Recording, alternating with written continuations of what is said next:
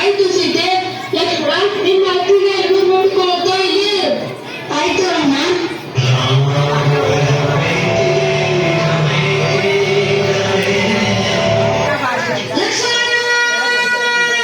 ಲಕ್ಷ್ಮಣ ಕೇಳಿದ್ದೆ, ಅದು ನಿನ್ನ ಅಣ್ಣನ ದನಿ ಅಂತಿರುವುದಲ್ಲ.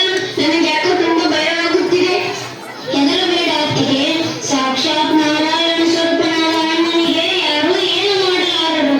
ಅದು ನಿನ್ನ ಅಣ್ಣನ ಧ್ವನಿ ಅಂತ ಕೇಳಿಸಿತು. ಹೋಗು ಲಕ್ಷ್ಮಣ, ಹೋಗು. ಆಯ್ತು ಅತ್ತಿಗೆ, ಆಯ್ತು.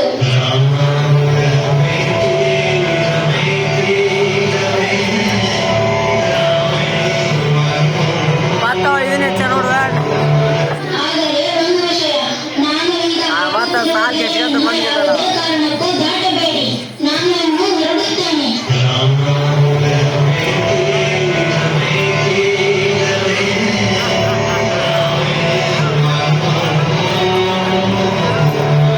ನಾನು ಅನೇಕ ವೀರರ ಶಕಂಠ ರಾವಣ. ಈಗಲೇ ಹೋಗಿ ಆ ಸೀತೆಯನ್ನು ಅಪಹರಿಸುತ್ತೇನೆ. ಏನಿದು ತಲಕ್ಕೆ ಪಾರ ತಾಕಿಸಿದಾಕ್ಷಣ ಕುಶಮನ ಬೆಂಕಿ ಆವರಿಸಿದ್ದಲ್ಲ. ಇರಲಿ, ಇದು ಯಾವ ಮಾಯಾಯುಕ್ತವಾದೋ. ಈ ರಾವಣನ ಬಳಿ ಎಲ್ಲದಕ್ಕೂ ಉಪಾಯವಿದೆ.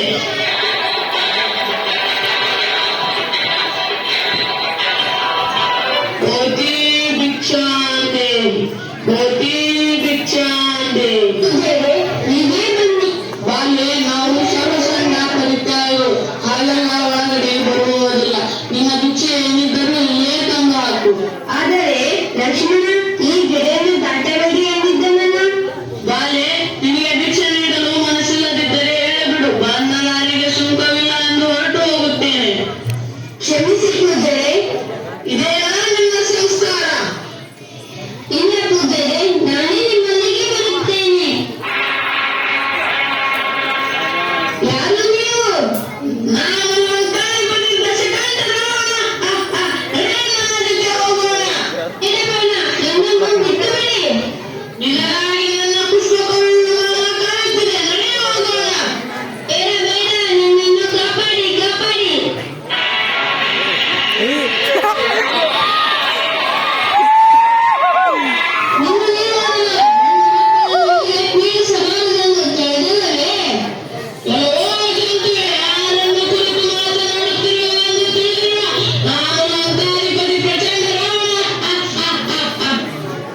ನೀನು ಆರಾಧನಾಗಿರು. ಸರಿಯಾದ ನಡವಳಿಕೆ ಇಲ್ಲವಾದ ಮೇಲೆ ನೀನು ಅದನ್ನೇ ಸರಿ. ಈಗಿಂದೀಗಲೇ ಆಕೆಯನ್ನು ಬಿಟ್ಟು ಬಿಡು. ಏ ಪಕ್ಷೆ, ನಿನ್ನ ಮಾತು ಮುಗಿದರೆ ಇಲ್ಲಿಂದ ಜಾರ ಬಿಡು. ಮಾತನಾಡಿ ಹೋಗುವುದಕ್ಕೆ ಇಲ್ಲಿಗೆ ಬಂದಿಲ್ಲ. ಅಂದುಕೊಂಡಿದ್ದನ್ನು ಮಾಡುವ ತನಕ ಇಲ್ಲಿಂದ ಹೋಗುವುದಿಲ್ಲ. ನೀನು ಮಾಡುತ್ತಿರುವ ಅಧರ್ಮವನ್ನು ನೋಡುತ್ತಾ ಸುಮ್ಮನೆ ಕೂರುವುದಿಲ್ಲ. ಹೀಗೆ ಬೆನ್ನನ್ನು ತಡೆಯುತ್ತೀಯ. ಈಗಲೇ ನಿನ್ನನ್ನು ನರಕಕ್ಕೆ ಕಳಿಸುತ್ತೇನೆ.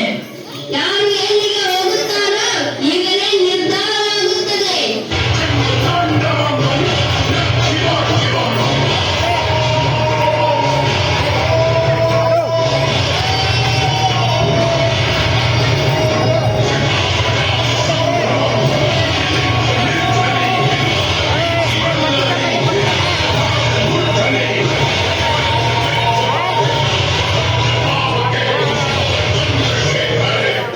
ಕಾಪಾಡಿ, ಕಾಪಾಡಿ.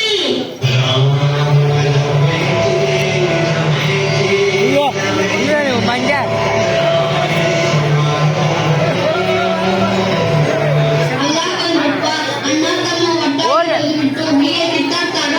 ಮಾಡಕತ್ತೇನ್ರಿ ನಮ್ಮ ಆಯೋಜನೆ ವಾಲಿ ಮತ್ತು ಸುಗ್ರೀವರ ಬಗ್ಗೆ ಹೇಳ್ತಾ ಇದ್ದಾರೆ.